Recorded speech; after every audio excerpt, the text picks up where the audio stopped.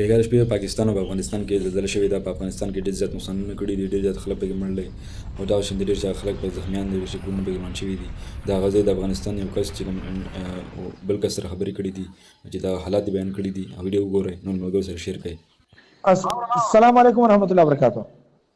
وعلیکم السلام ورحمۃ اللہ وبرکاتہ. خیر ده ایاز ورور لږ حالت راته وي څه حالت دی وسه؟ قاری صاحب کلی دغه دي پراته دي سالات نشته بس ولاکه په درا او خلک تل مانځه.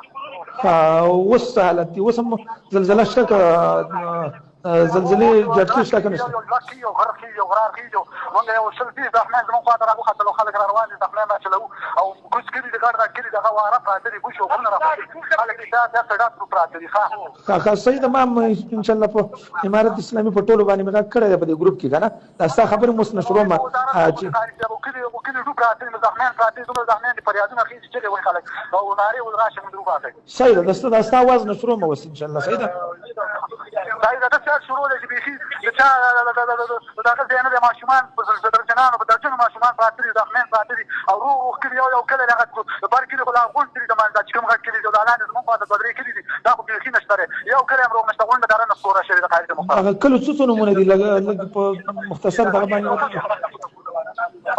دا کله څه نمونه دي؟ شما شوارع د ودیر او قربان دی او مسعود دي دا غټ کلی دی او شما شوارع خدا مکمل دي دا غټ کلی دي دا نور واره کلی خو بیل دي.